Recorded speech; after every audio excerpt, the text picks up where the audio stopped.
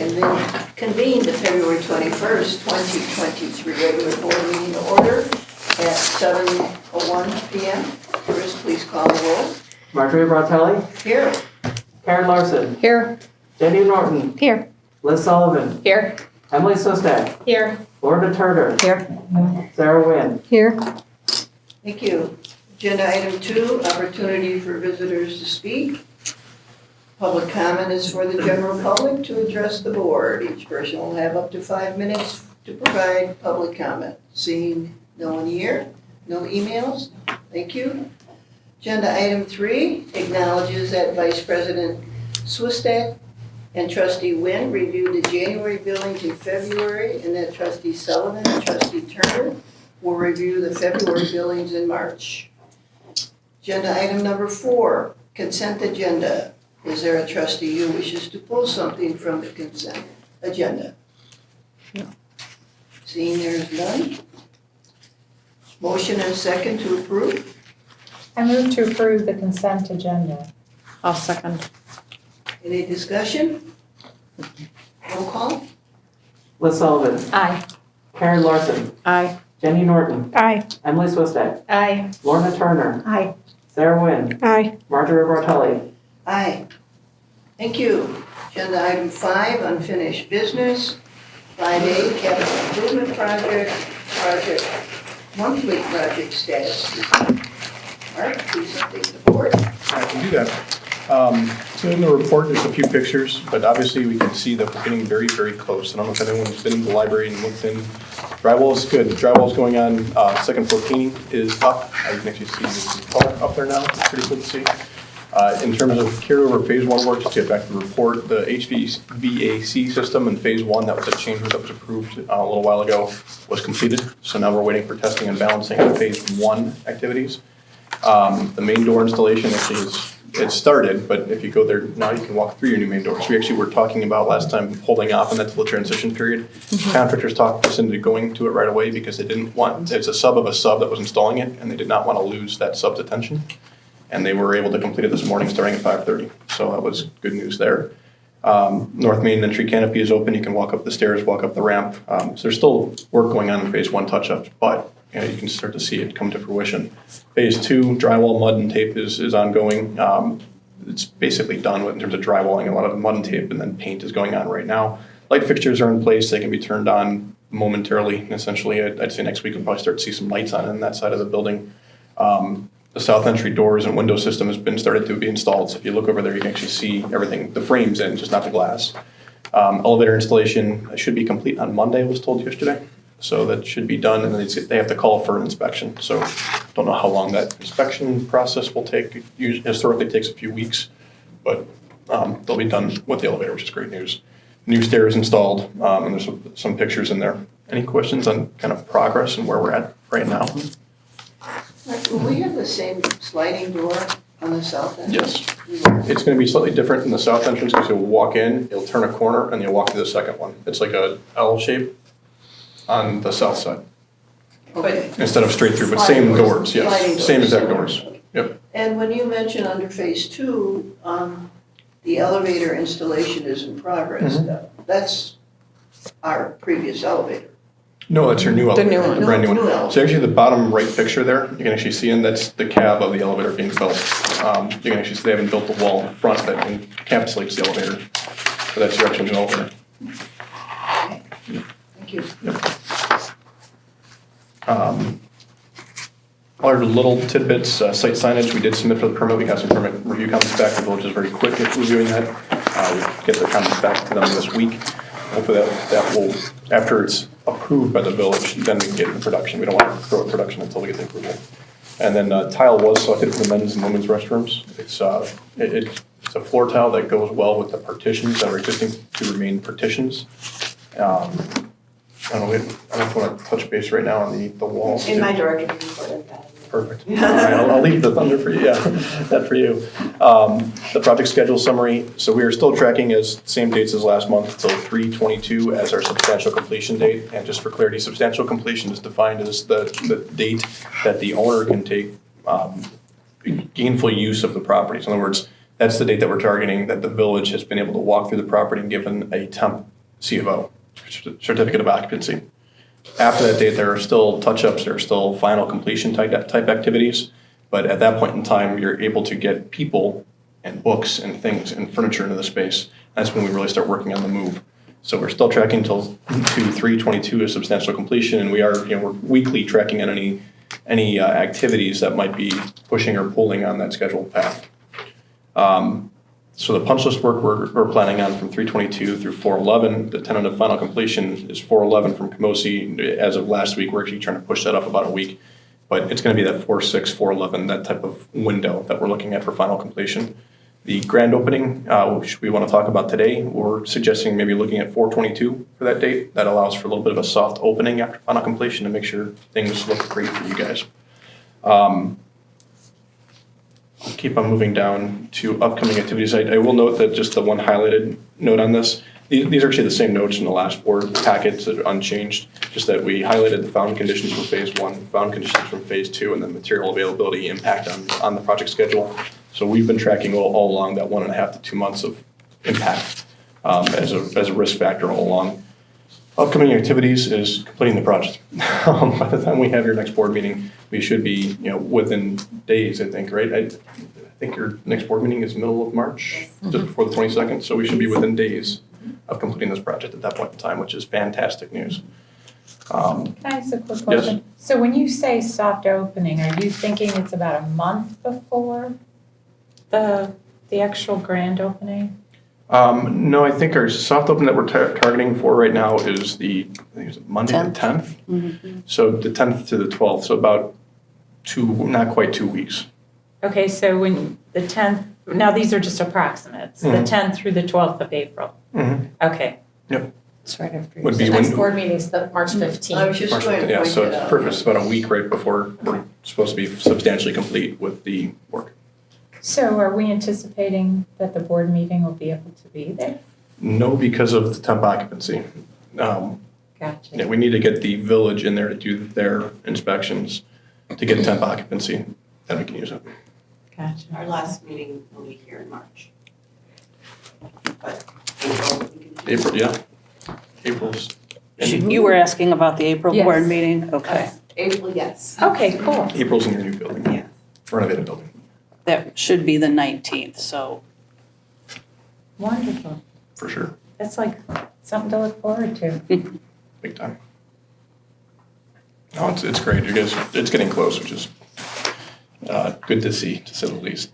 So upcoming activities, I think that covers it all, but really we're focused on the interior finishes now, elevator getting completed, and then move planning and getting all the furniture sorted out. We've got calls, they had calls last week, we've got calls this week, we've got calls tomorrow with shelving. We're trying to get every vendor coordinated for that final move-in. Wow. Yeah, it's fun, actually. I kind of like it. So you actually see the finished work.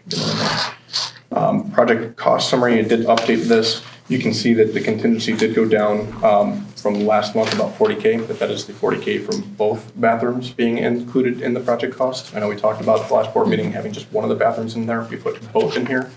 And I think everyone's going to cover that a little bit in our director's report, but essentially any of the wall type work we're expecting to come outside the project cost.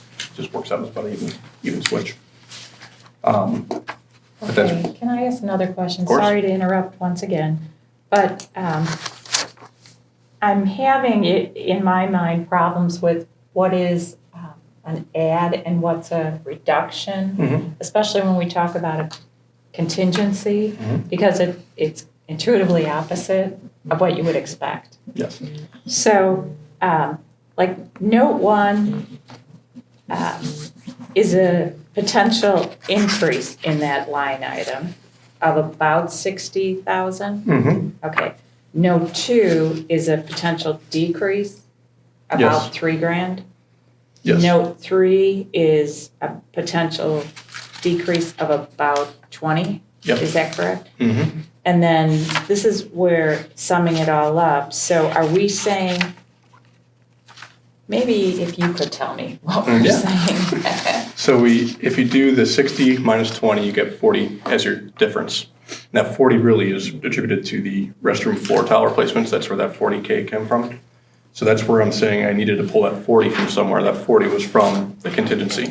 So it's a reduction to the available contingency you have Gotcha. for that 40K. Gotcha. Does that make sense? It does. And part of it is because we had budgeted way back before we had all the drawings for some of the IT scope in the soft cost FF&E line item. We bought that through Camosi.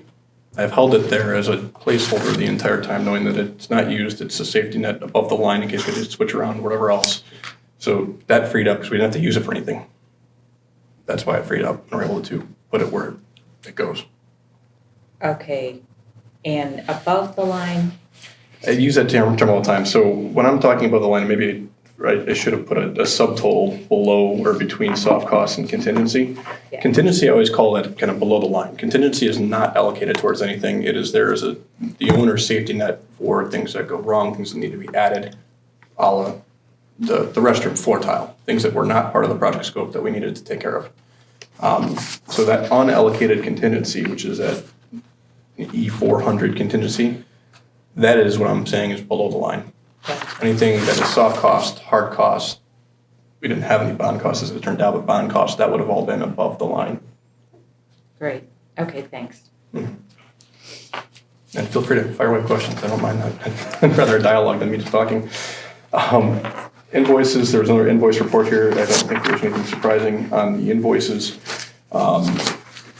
Change order updates, so this is where we're starting to get a lot of things closed out with Camosi and trying as they get closer to the finish line. From the last board packet, and President Bartelli caught this in the first row there. It says COR number 1 through 26 and 29. Should have been through 26 through 29. So 26 through 29 is all included. So the reason why I came up is 27 and 28 were the $40,000 for the restroom floor tile. That is in the $246,000. I want to be very clear about that. So they were on the last month's board list. They're in the 246. 37, 39, and 40 were all approved, and those are not new numbers. Those were ones we were reviewing as of last board packet. 41 through 50 are the new numbers. You can see 41 is the one that we're going to talk about a little bit further later on. But then the rest of them were, I can go through them individually just to be sure that you're aware of what they are. East facade repairs, your old canopy for the east end, your old main entry, actually was cut into the metal panels that were on that side of the building and flashed. So when they removed the canopy, you had this giant arc that you had metal panels below it and metal panels above it and just a giant hole in the middle. It was kind of odd the way they installed it. So they had to take that out, put up a new piece that came across it. That's been done. That was approved. Snow protection, this is actually a little bit of an added scope, but we were able to fit it within the budget above the line to go back. The new canopies, the sides of the canopies, if you look at them, they all go out towards it. Any rain or snow goes towards the side, not out in front where people are walking from. But either way, things can go over the side if the snow builds up. It would go into planter beds or things like that. But just as an added safety precaution, they put snow rails there so that if snow does build up, it can kind of hold it before it just collapses over and Slides breaks. off. It slides off, breaks something, breaks glass, breaks plants, and kills them. That type of thing. Where is the gutter with the snow dam? Above. So the gutter's there's below, snow ice- dam's above. No problem with ice dams. Should I not be. mean, when it builds up. The whole canopy is actually, and especially in the south, you'd have an ice dam where you have freeze thaw. And so typically it's where you've got a warm inside and a cold There's no outside. heat going through there. There's no heat going through, so Okay. it's fully insulated. We actually walked through with your service provider who provides maintenance for all your mechanical equipment, I want to say about a month ago. And we went through where all the access panels were for equipment, and to make sure they could be maintained in the long term, we added 5 additional access panels. That's what 44 is. So it's really just making sure that things can be accessed without having to rip open ceilings down the road. 45, some closet shelves in the back of house had to be rebuilt. They got demoed when the asbestos was removed. So that was what that was. We just wanted to make sure we put shelving back in for the use back of house. 46 is still under review and under, I'll call it negotiation. Yeah, I had a problem with this Handrails. one. So it's not approved. Because I would think it would have been in the original cost. Because wouldn't they have known that temporary handrails would have been required? Their claim right now is that temporary handrails, in their opinion, were not required because they would have been able to get the permanent ones up had it not been for concrete delays from the concrete shortages and things like that, because they had to get the concrete in, field measure the concrete, then put the permanent ones in. We're still discussing that. Is there, okay, 9,000 seems like a lot of money. Is there a cheaper way to do handrails? I mean, how many days do these handrails have to suffice? So actually, these were the old ones, but Yeah, they this is they the they submitted this wood cost. ones. This is from the main entry. They had to put handrails on both sides of the ramp as well as the stairs by code. Okay, So so that the these village are would the give town ones that C are of O. there. Okay, Not there anymore. They were there for about a month. There were those wooden The wooden ones, ones. do you Yeah. remember? So this is the wood and their time that they've claimed that it took to build them and take them down. So this hasn't been approved since then, because okay. and a lot of these, I just want everyone to know, like, this example is just one example of many where we're talking about and trying to make it correct. I mean, they have to make a profit too. I mean, you don't want to drive somebody out of business, and I don't think one library can possibly do that. But on the other hand, you do want to make sure that we're only paying for what we should be. You need to find a fair, and equitable, and Right. auditable Right. landing spot. Thanks. 47 is added stone and backfill at what are now the rebuilt planting beds that go between your new north sidewalk and your atrium glass. So they rebuilt that, and then they had to put some fabric and stone in there. So we had them do that on time and material so we could track specifically what they were doing there. So that they gave us all the tickets, being people sign, spend an hour on this date, an hour on that this day, here's the material receipts. So that was approved. The non-plenum existing wiring in phase 2. So phase 2 is a plenum return, and what that means is there's a big open duct at one end of the building that sucks in all the air from the ceilings. And so there's code requirements that all cables in that open ceiling have to be plenum rated. So that if something were to catch fire or whatever else, or just start melting, the noxious fumes wouldn't go throughout the whole building.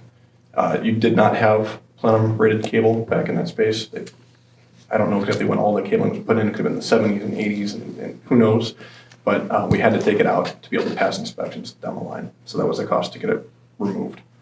It had a lot of extra cable too that really wasn't in use anymore. Yeah. It was. A lot of cords, lots of cables up there.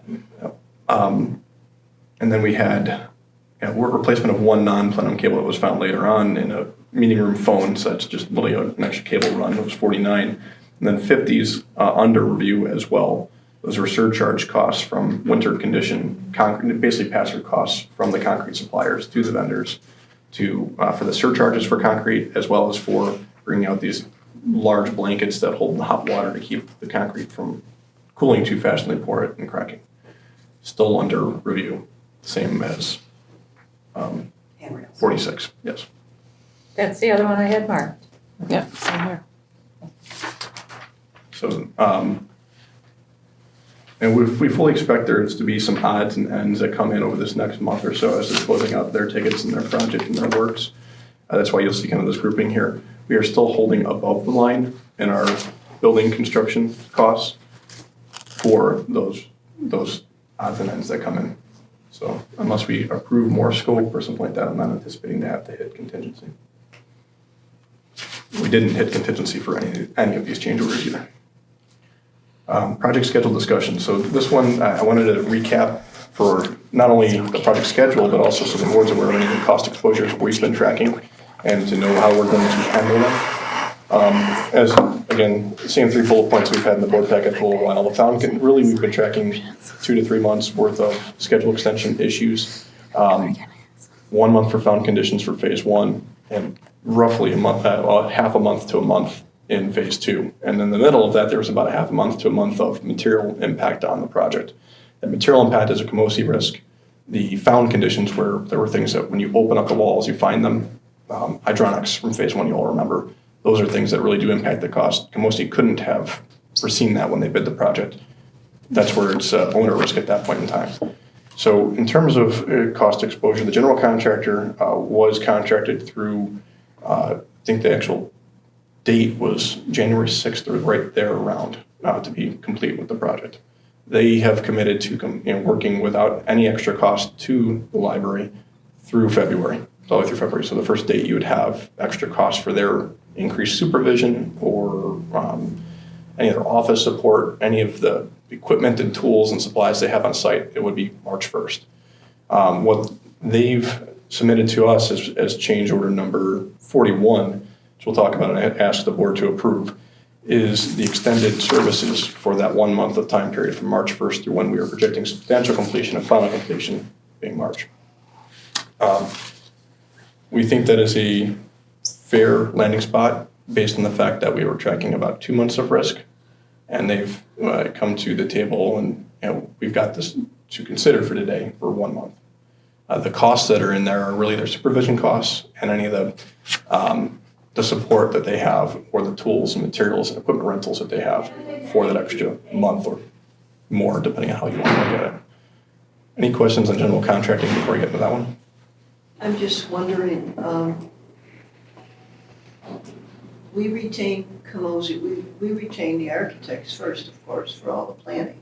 Mm-hmm. So would it be fair to say that they may have been able to figure, and I know they're not a construction company, Mm-hmm. but committing to 10 months, could they maybe have seen that it might take longer than 10 months? To be honest, I was operating on, I was thinking, for whatever reason, 12 months, figure a year. We've always kind of operated in the 10 to 12 month window of thinking, okay, can we get it done in 10 months? We want to push them to get 10 months because if you go out and release a schedule for 12 months, and all the contractors bid on 12 months, they're going to include all that supervision time for 12 months. So it'll take up to the 12 months to complete the project. You'll use it. It's no incentive to get it done early. Right. The incentive to get it done early is to say you've got 10 months to finish it, otherwise it's on your dime. Right. The challenge in this one is that when you open up the walls and you find things behind it that are problematic and that drive schedule, and then you're in a gray area of could you finish it in 10, could you finish it in 11 or 12, or how does it found condition? And the problem with found conditions is that once you uncover it, you have to engineer a solution, which it might take a week or two. Then you have to have the contractors price it because you need to make sure it gets a board approval in dollars and cents that can be auditable. You can't just call them up and say, start working on it. You've got to get it approved. So that might take another couple of weeks. So before you're even really working on that solution, you might have burned through a month. Now, can you expedite certain things? And yes, that's why you're seeing some of these odds and ends, like, additional access panels. We'll go and do that on time and material because we know it's not going to be a major cost impact and it's going to really save the library money if we're not haggling over $1,500. Go do that. We know you have to. But things like found hydronics, you need to have an engineer stamp that. You need to have someone design it and get it right. Otherwise, you're going to have so many more problems down the line. And so that's really where the found conditions just drives everything. And you could have, you throw bodies at things and say, okay, well, we'll work on everything but that found condition. But you get to the point where the found condition becomes critical and impacts everything else. And so then all of a sudden you have no one on site because they have nothing to work on until that pipe gets fixed or this piece gets fixed. So it really impacts everything at that point. In hindsight, possibly for the next go-round, I won't be alive by then. might have more special meetings. I mean, just to keep up, I'm not criticizing at all, but because we waited on a pretty regular basis to approve things, they couldn't start because we had to approve it at a monthly board meeting. We didn't really get to that point ever on the Okay, project. I'm Yeah, just- so I'm it just really thinking goes out to, loud. no, we never get to the point where, and we would have called special meetings if it were something where we had to get this done.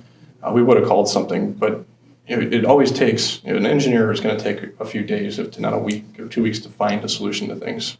And we had, throughout this renovation, there was a holiday chunk where people took weeks, like a week of vacation, or their office was closed for 5 days versus the 2-day holiday that the library got, so. No, in a perfect world, it would have been great to just say, okay, let's Let's go. No board meeting, let's just do it. Well, that's the difference between public and private projects, but even the private ones that we work on, and you still have to get things priced. And the contractors are not, especially when they're pricing things, that's their risk if they get that price wrong. So they're not going to go and just give you a price tomorrow. They're going to go through the drawings, they're going to see how it all impacts all of their efficiencies and everything else, and they'll give you a price within, typically 10 days is the contractual requirement to give us a price by.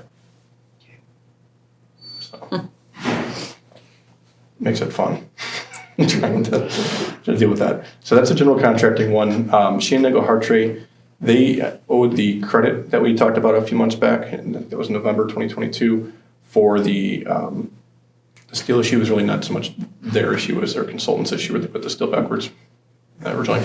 So they are suggesting to use that credit towards their extended administrative costs, because they basically worked what they're saying is about $3,300 per week of time. That's what they've tracked on their end per week against the project. So they're asking for what would be 3 weeks that is beyond that credit of service, which is basically March 1st through substantial completion again, that same time frame, for their cost to be covered. We're still working on that with them, but that's what we have as a cost exposure right now. And then CCS, we've budgeted for us all along. Could I go back Yes. just for a question? The bullet point number 1, construction administration for 10 months. Mm-hmm. And then under that, the sub-bullet, it says equals base CA work through 12 of 23. Yeah, Is that 22. date? Okay, No, 22, I bet. gotcha. I was too used to typing 2023 already. And so just so everyone knows too, since you pointed out the bullet points, so they have construction administration where it's a heavy workload on them. That is all the submittals, all the paperwork, all the RFIs. That's where they're saying it's costing them about $3,300 a month historically over the whole project.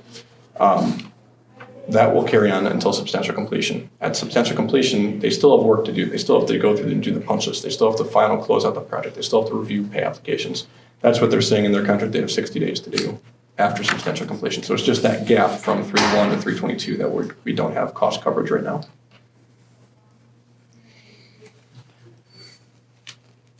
And then CCS, we have a monthly agreement with the library to continue providing services, closeout services in April, May if we're needed, and if you want us to continue on in any capacity, we have a discussion about what those services might be.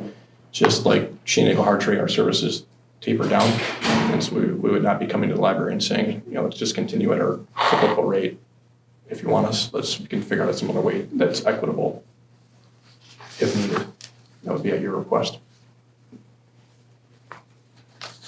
And then finally, we have FF&E costs. So all the costs for consultants, general contracting, because we had budgeted this project way back when for a 10 to 12 month swing, all fits quote unquote above the line. We're not tapping into project contingency. We had those allowances to make sure that things would get covered. FF&E costs, that's the one risk factor that I haven't released enough of the allowances, let's call it, unused allowances, to cover all the FF&E. So there might be a little bit of risk of those costs dinging the project contingency. I won't know that until next month of how much comes to fruition. But I'm tracking by contract about $11,000 and change for extra storage costs, because we had them under contract to hold all the materials through February 3, essentially. So now we're asking them to hold it till 3/22 or thereabouts. And that's where those extra costs come into play. So the 11 grand is not the total, it's just the extra, It is the total of the extra time. but it's the total of the extra. Yeah, for all Okay. of those vendors that would be impacted.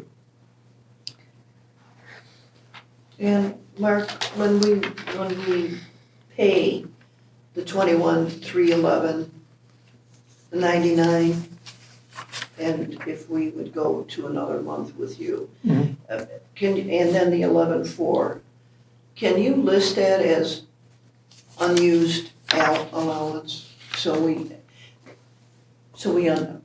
I understand it, because that's where I got confused with. We don't need board approval because it's under 25,000. Right. And then that will be reflected out of contingencies or just No. unused?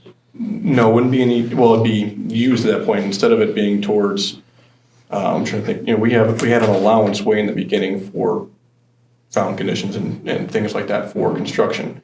It was unused at that point because we didn't have anything to put it up against. That's what those type of line items are. So in other words, they're now used at this point as soon as we say, if Camosi's change order was approved, it would no longer be an unused allowance, it would be a used allowance. If that makes any sense? And so in other words, those are not coming out of contingency. If they do come out of contingency, if anything does, I would be identifying that to the board so that you know what has come out of contingency. So for instance, right now, and I have a running tab, but the only things that have come out of contingency so far were the added sidewalk. We actually credited contingency at one point for not doing the exterior painting. And then we had to take from contingency for the phase 1 mechanical work that was found later on at the restroom floors, and then a little bit of the extra blocking and FF&E modifications we had to make for phase 1 when we found out the walls that we didn't touch had to be rebuilt essentially. So all of that basically equals about 61K, and you'll see in the whole budget here we're at 62,231. So that's how we keep that tracking. Why is it significant to hold contingency outside? Is it because the bid was equal to the pre-contingency total? No, actually the bid came in below what we were projecting, but we had projected for found conditions. We kept that as an allowance up above. So really, we have a project contingency overall from the day one. As you can see, it was at 190 before we started diving into the project. That's what that gray column is.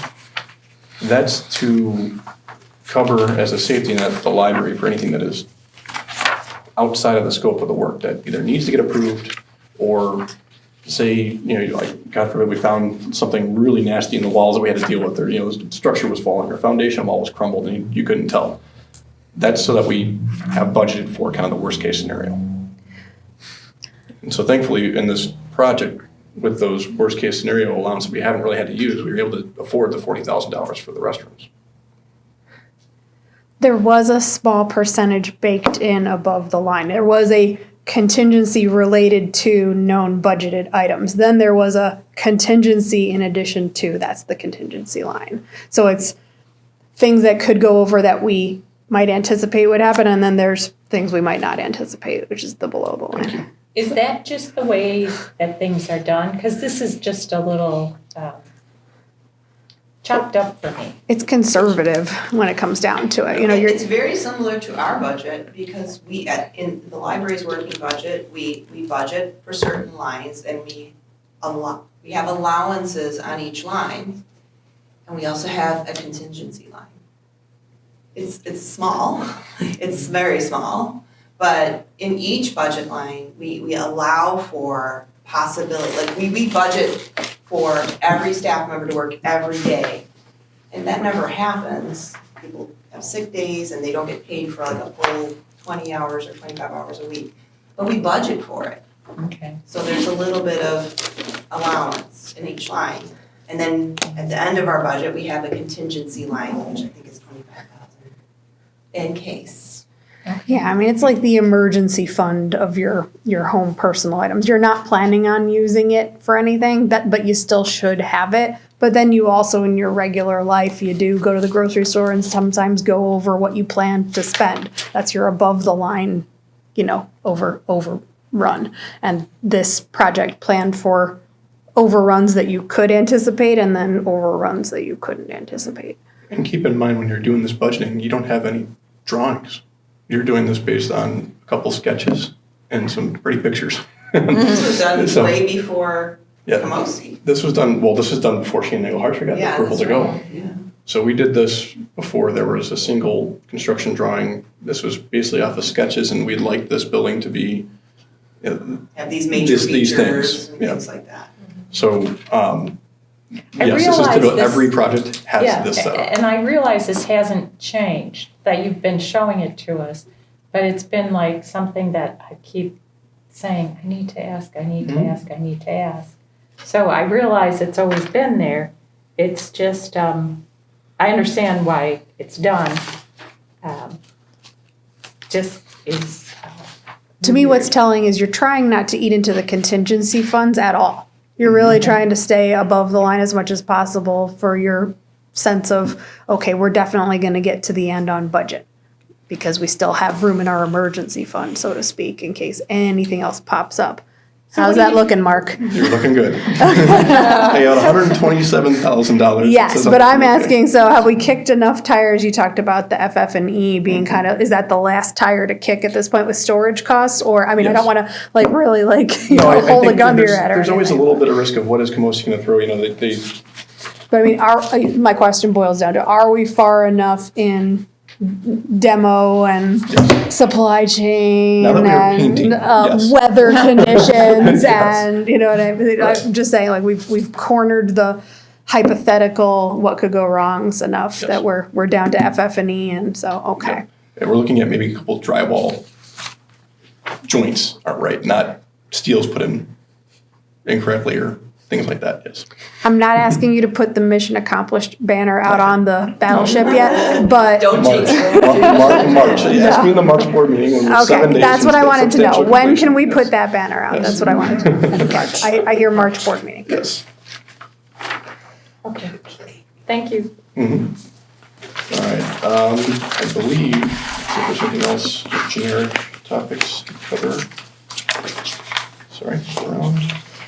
Change order action item, so the next one is the next agenda item. So we need a motion to approve it. Yes, whatever you want.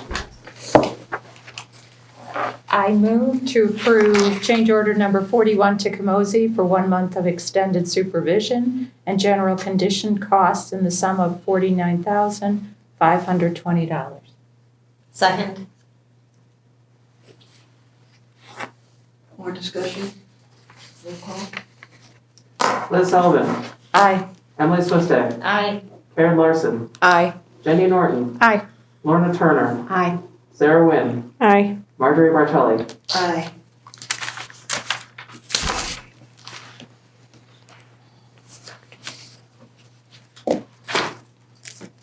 We can move to the library closure discussion. Sounds good. So I put some generic dates up here right now. These are all target dates. But just to lay out the plans, the board's aware.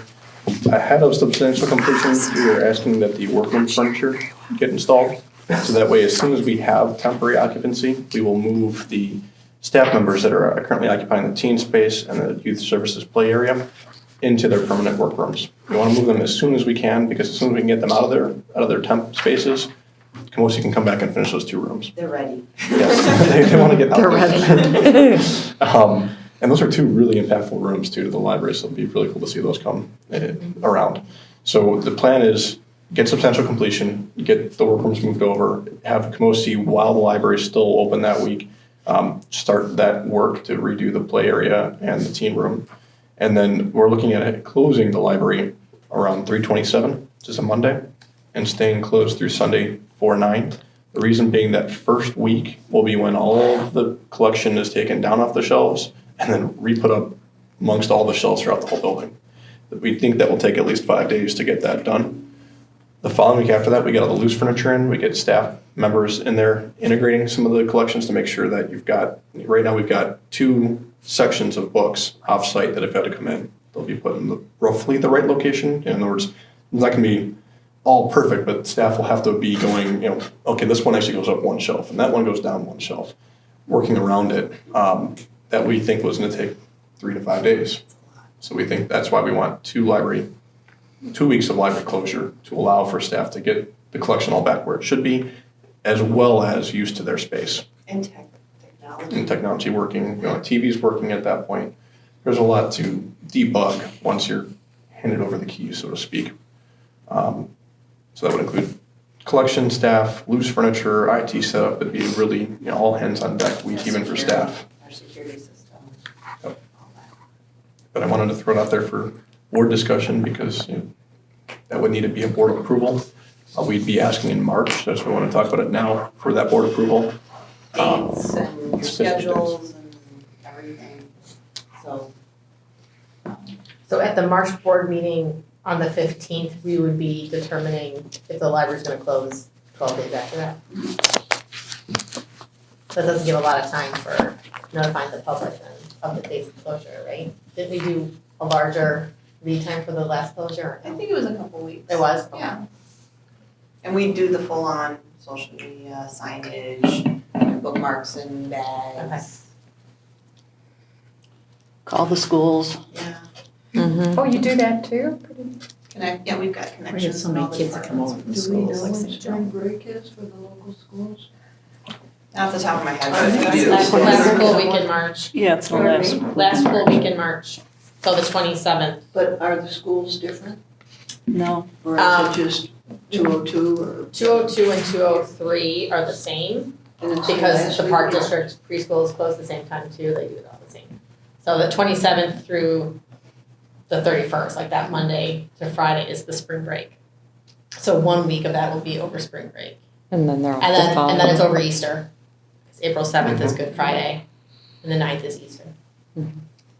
So some of that is family time, which might be the perfect time to close. I'm just assuming you have to close, it is what it is, right? You That's know, what it is. Yes. Yeah, and the only options really are to try to explore doing overtime for furniture vendors, which never quite works out as well as you want. You just pay more. I wouldn't advise that. That's really the only option at that point, to try to get things done. Or try to reopen while collections are still being moved, which just causes more problem for staff and public at that point in time. Yeah, it's confusing. A level of frustration. I think the public would be more willing and more accepting of a closure than mass confusion, to be honest. I mean, not saying that it would be mass confusion, but if there were, I think that would be very frustrating.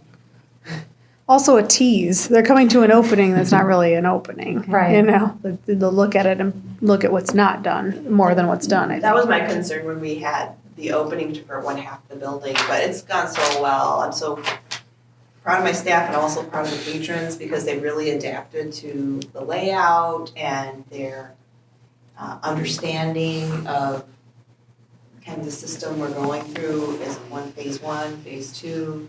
It's been very positive, so far so good. I saw somebody go in there and this one was just so tickled she could go get her own hold. She was, Yeah, people really like it. it's great. Really like it. she was so excited. And I mean, there was somebody available who could have helped her if she had any questions, but she just wanted to do it herself. I've had the same experience, yeah. You know, I've seen others go in there and pick up their hold. Shall I move to the grand I can opening? move it. Yeah, so grand opening. So similarly to kind of the discussion of having a little bit of time for getting the collection sorted out, we also think the library itself needs some time to just get sorted out with that soft opening. You don't want to necessarily throw your grand opening as the first day you're open, because Oh gosh. the TV not working right, a staff member not knowing how to do something, the public trying to come in and figure out where to go, it never bodes well. We do think that about a 2-week time period is about right for that soft opening. Again, subject to board discussion. So that would put us at right around Saturday, 4/22.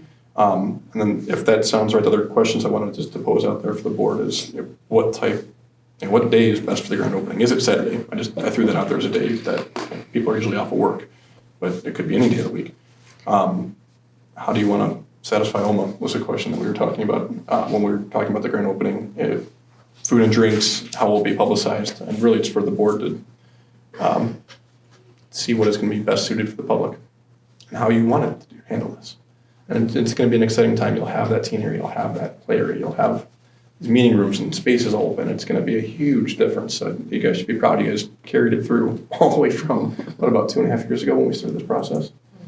So I think it's going to be a Harry Potter Day type of event, at least. And I think we should plan accordingly. Perhaps Paw Patrol. I was sitting there today and a child was finding all the Paw Patrol people, you know. It's like, oh my gosh, you see Paw Patrol everywhere. I mean, it's so popular with the little ones.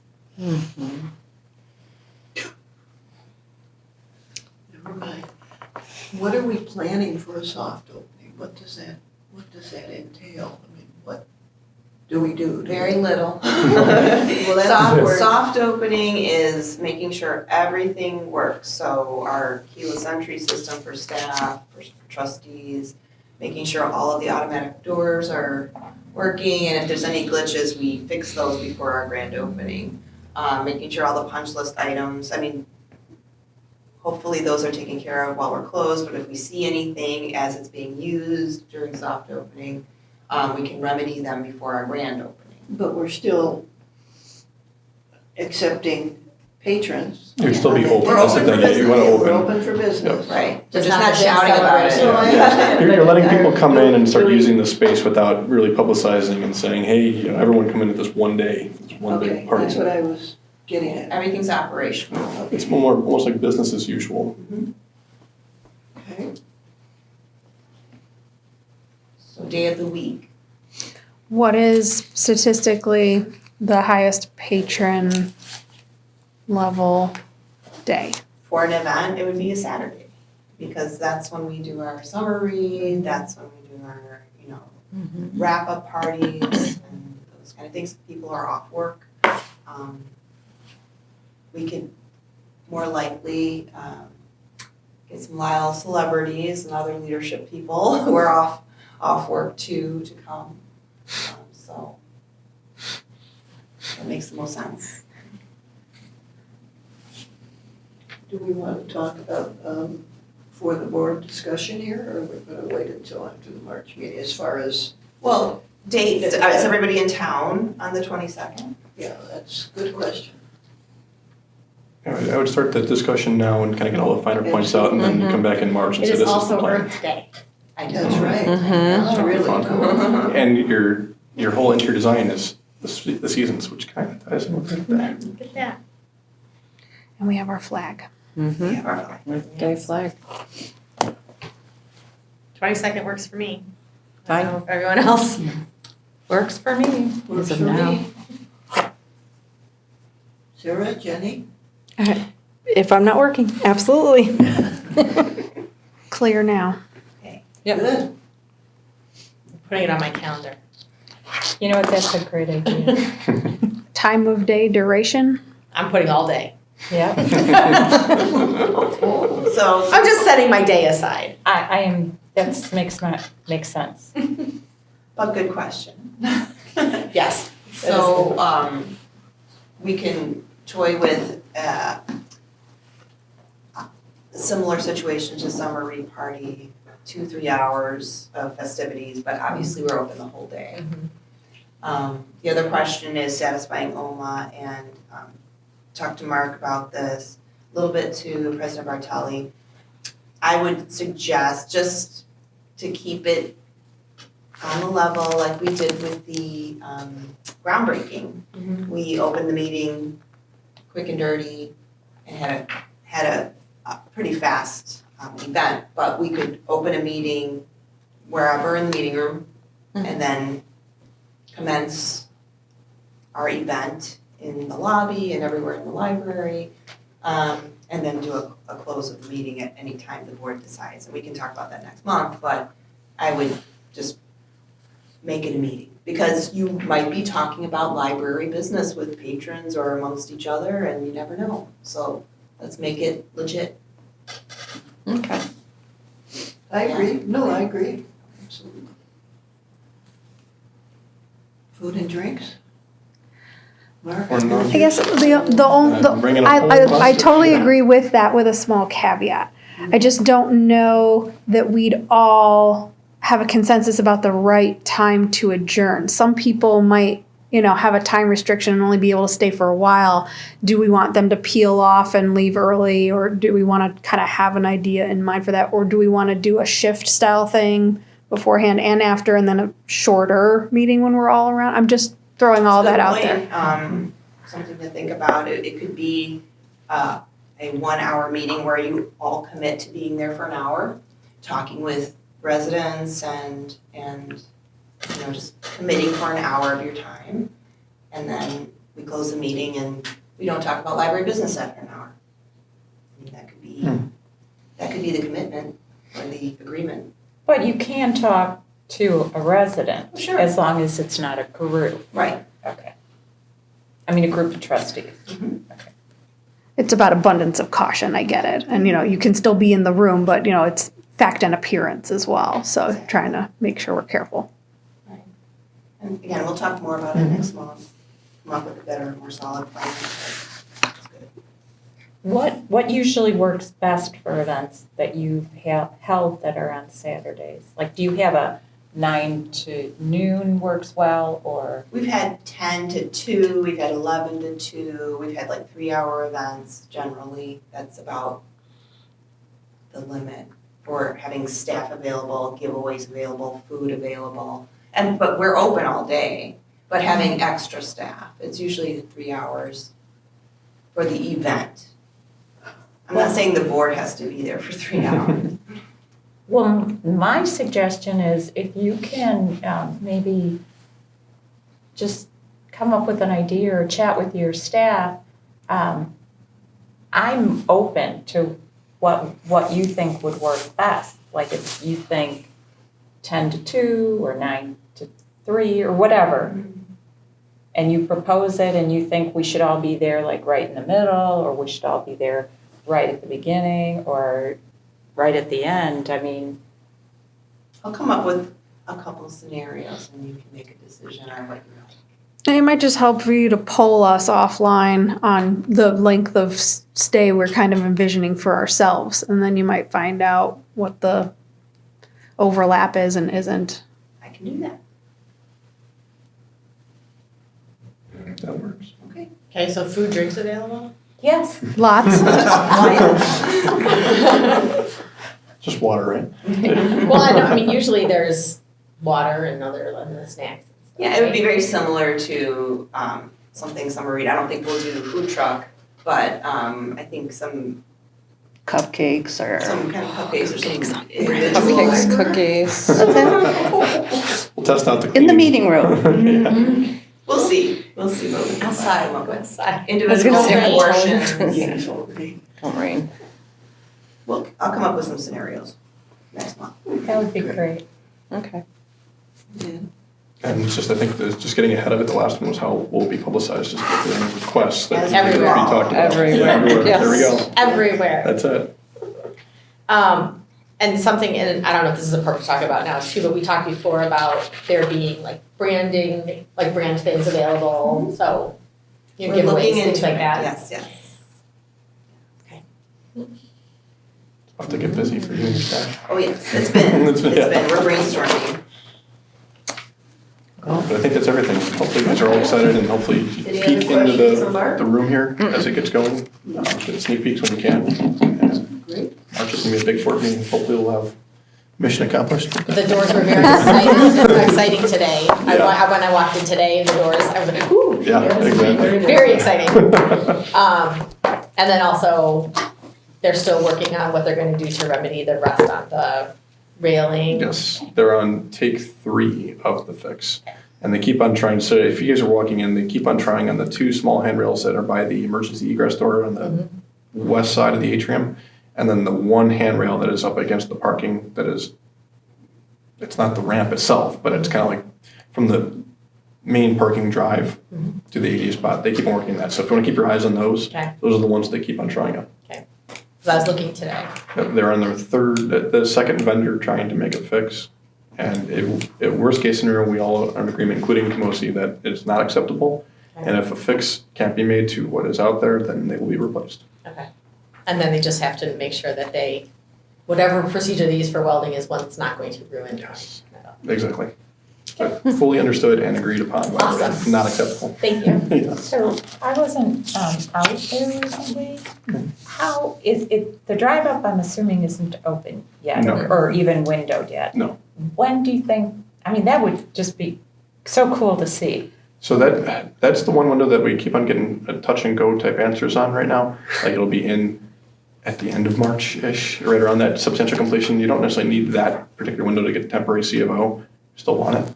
So April is the right answer to your question. I just don't know if it's early April, mid-April, right before your grand opening, but it'll be right there. Glass has been the biggest headache. I mean, not just outdoor windows, indoor glass, just glass. Well, do you guys still have your opening right Yes. now? Yeah, so between the director's office, Yeah. assistant director's office, Yeah, there's it's a nice all opening. open yet. What about the sign out So that is in for permit review right now. We got some comments back on Thursday and Friday, we got comments back on. I'm trying to get all those responses, and I should be able to package it back to the village towards the end of the week, this week. And then once that's done, it's usually about 6 to 8 weeks till it's installed. And the sign guy seems to be pretty, like, Yeah, they've been. Hopefully it'll be done by this grand opening Yes, on that April is the goal. 22nd. Yes, that is all the goal. So I'm hoping really by that first week of April that that's in. Which works well too, because the ground usually at that point isn't an issue, the freeze thaw and all that. March can still be touch and go. Thanks. Anything else?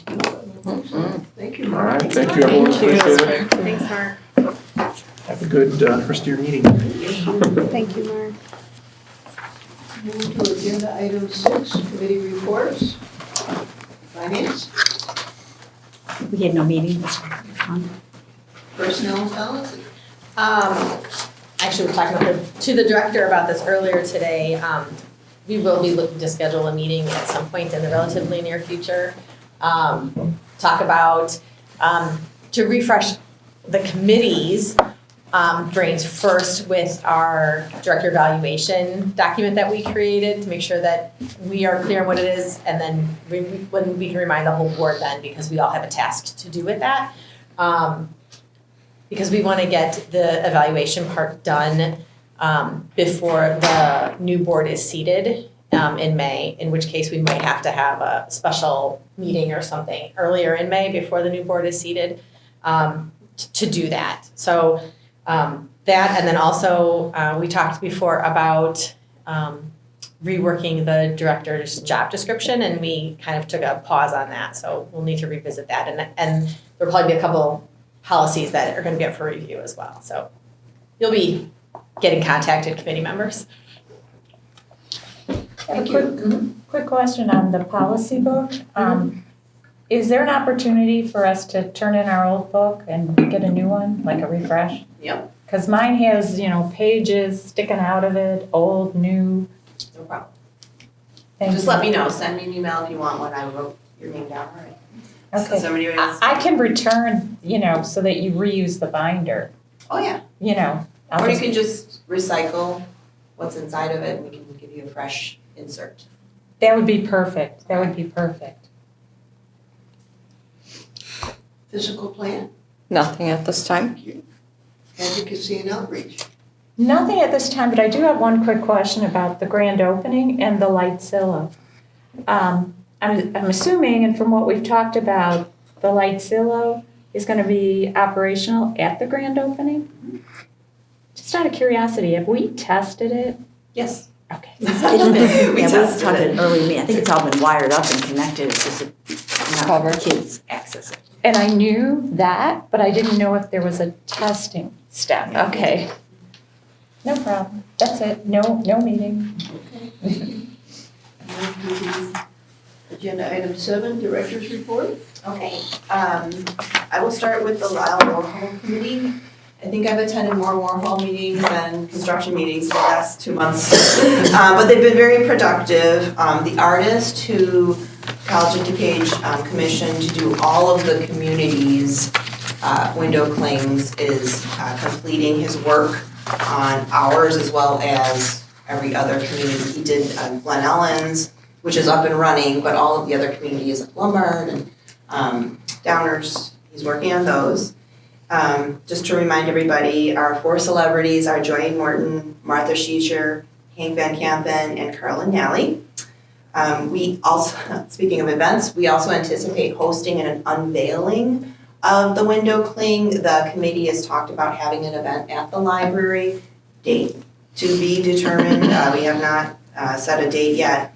But we'd like to have the families of the people who are depicted in the cling at least be invited, have a couple of words about each person, and then in the lobby of the library, we're going to have a display on pop art because the theme is Pop in Lisle. We'll have pop art as well as some biographical information on each person who is on the cling. So, not sure exactly when that will happen, but that looks to be like it will be a large event as well. During the month of June and possibly through July, We are also gonna modify our logo to make it look very Warhol-esque, so expect some neon colors on our logo. And then the Park District, as well as the Village, is also going to do a little bit of Warhol-izing of their logos for those That's cool. months. That's very I think cool. that's really cool. It's gonna be, you're gonna see a lot of neon in Lisle. We are also going to be hosting an art program at the library, Compliments of the College of DuPage. That will happen on June 20th at 7 p.m. And what else is in the notes here? And I just want to say, it's just been really great working with the businesses as well as the other entities. I'm more familiar with the other entities, governmental entities, but working with the businesses in this group has been really great because we're, as I mentioned in my report, kind of laying out a blueprint for working together for larger community-wide events. And I think the work we're doing in this committee will also help us out in any other future, like, larger community-wide events. So it's been a really good experience. And then moving on to renovation news, I did give a couple of trustees tours of phase 2, which was exciting, and they got to see the second floor completely gutted with some framing happening upstairs. And upstairs will be obviously our adult nonfiction area. And then walking down the staircase, our old staircase, and around, you can see the audiovisual area, the fiction area, and then the grand staircase that made up the, that goes up to the south entrance. That will be at a glass enclosed south entrance, so trustees get to see that. Also saw the plumbing that's happening in the East End restrooms. The floor tiles got demolished in there. And then speaking of restrooms, Mark mentioned, after the board approved the fixes on the East End, Mark, Beth, and I looked at a couple of options for those yellow tiles on the wall. And so the board gave direction, like, find a fix. And so after talking to Mark, talking to Kamosi, demolishing those yellow tiles was going to be at a pretty high cost because you can't just take the tiles down. You would have to replace the cement backer board. It's not a clean process just to like shave them off. So you would have to replace them with the cement backer board, buy new tile, install the tile. So we looked around and we found a tile resurfacing company, and I had a meeting with the man there, looked at some options. So instead of, I think Trustee Larson mentioned painting, but this is a resurfacing where it's, there's a deep clean, they fix any cracks, and then they put this agent on it that's like a binding agent, and then there's a specialized, and it's not paint, it's like, it's not epoxy, but I'm the word epoxy. It's like a glaze epoxy. And it comes in a variety of colors that completely encapsulates the tiles. So I think that's the best cost-effective option for us. And because those tiles appear on the west end as well and don't really match what's going on down there in the two larger size restrooms, it still is less money than it would be to retile just the east end restrooms. So we're looking at quotes for that.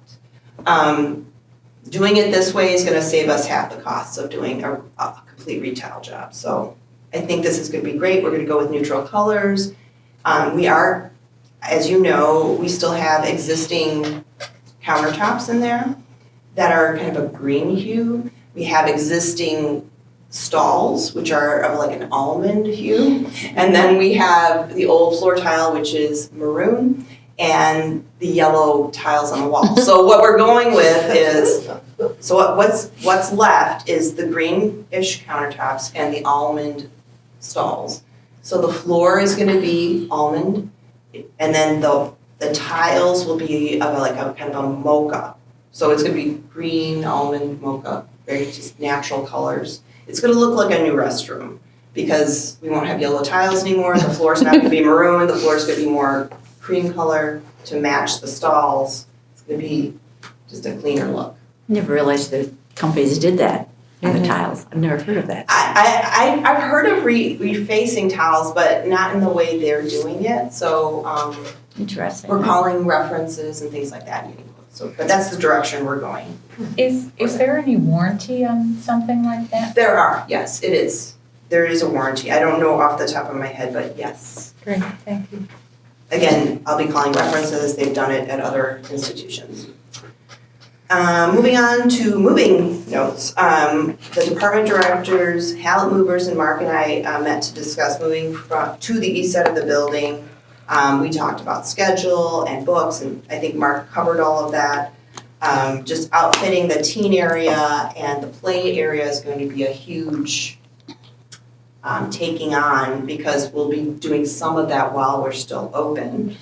So they're going to have to section off the teen area, section off the play area while patrons are still around, but it should be okay. And then the majority of the construction work will happen when we're closed. So we actually have another meeting tomorrow with the shelving company. It's a different company. They're going to, while we're still open, be on the side that's closed, the construction side, building some of the shelves. And then once we're closed, we'll be moving the materials over. So we're talking about that tomorrow. And then I think you saw on social media, the library is going to welcome Illinois State Rep. Tara Costa-Howard next week on Monday, for February 27th from noon to 2 p.m. She'll be in the library's lobby to hear from constituents, and residents who are interested can either email or call her office. The information's on our social media as well as on her website. And then just lastly, I wanted to thank Jennifer Wanamaker. Trustee Larson brought in some donations from Ms. Wanamaker. She donated a lot of seeds to the Lisle Library District. And we, as you know, we have a seed library. So those seeds went into the very handy hands of our Adult Services Department, where they're going to repackage them to fit within, we've got like a pollinator collection, a flowers collection, and a vegetable collection. So we're working on, we catalog them, so we can't just like put them out. We have to catalog them and make sure that they're, you know, in the right place. But we're going to thank Ms. Wanamaker on social media for that lovely donation. Okay. Yes. Awesome. Thank you. Any questions? Assistant Director's report. Beth? Recently, I trained 2 staff to be persons in charge. We call them PICs, and this would be like largely evenings or weekends that they might be in charge of the library. And that turned out, they're being trained in the current configuration of the library. And so it was a good lesson for me that going through the PIC manual, the person in charge manual, and I've got little stickies all over it for all the things that are going to change with the new, when the library's finished with its renovation, everything that's changed in the manual that I think is going to change. And Mark will be part of this process. He'll be giving us like maintenance information, like how you clean the carpet or things like that. So that doesn't go in the PIC manual, but there is going to be a maintenance manual. So this was a good lesson in understanding some ideas of what we have to do in the next few weeks, getting that type of manual ready. And then finally, Jackie Kilcran and I have begun some of the budget work, and we're working on some estimating. We've looked at utilities, some equipment, and supplies, just those general 3 categories, and just beginning to look at it, so. Any questions? Thank you, Beth. Agenda item 8 is new business. 8A is to acknowledge payment of earned unused vacation time as required by the Illinois Wage Payment and Collection Act, 820 ILCS-115/5. Payment shall not exceed $1,888.65 to be paid to Rachel Perek. Is that correct? Great. Item 8, semi-annual review of executive session minutes and review of executive session recordings more than 18 months old. May I have a motion and a second to go into executive session? I move. Oh, go ahead. Sorry. You want to burn through it? I can burn through it. Go ahead. Okay. I move to go into executive session under 5 ILCS 120/2C21, the discussion of minutes of meetings lawfully closed under this act, whether for purposes of approval by the body of the minutes or semi-annual review of the minutes as mandated by section 2.06. I'll second. No discussion. Roll call, Chris? Jenny Norton. Aye. Liz Sullivan. Aye. Karen Larson. Aye. Emily Sosek. Aye. Lorna Turner. Aye. Sarah Wynn. Aye. Marjorie Bartelli. Aye.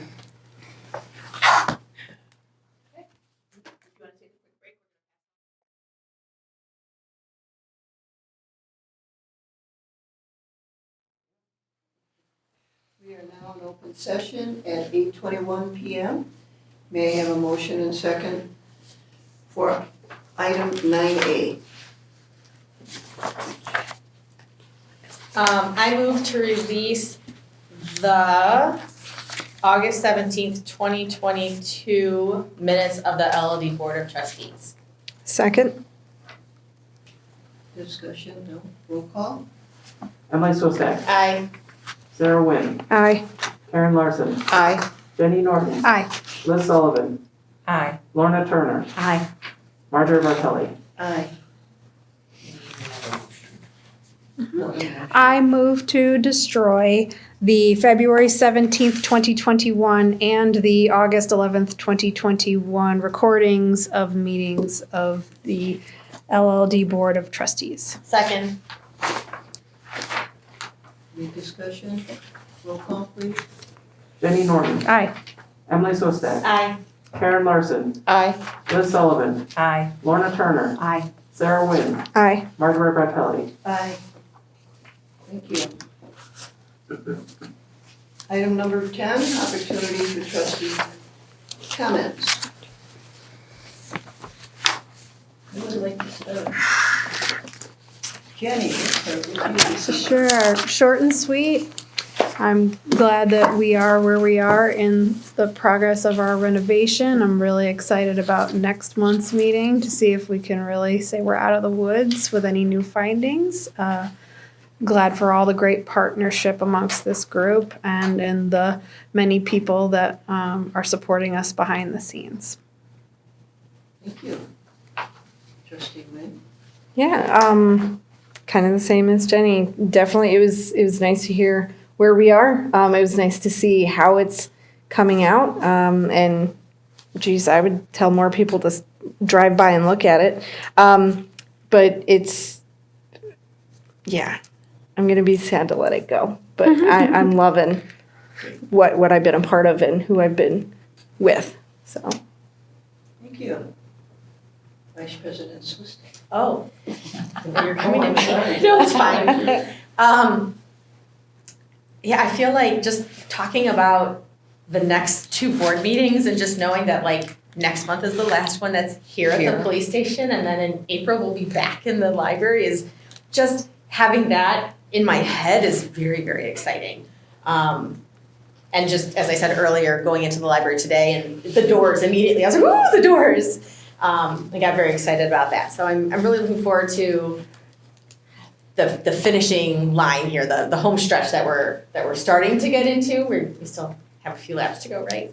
And I wanted to share a text message that a friend of mine who was also a patron texted me about the library. So I want to share that with everyone because I thought it was really nice. So let me find it. She texted me on Sunday and she said, just stopped by library to renew my card. Hadn't been there in a while because I do most of my borrowing electronically.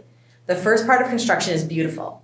The new entrance is so much nicer and I stopped in New Kids area and was impressed. Much needed and welcome upgrades there, I have to say, good work.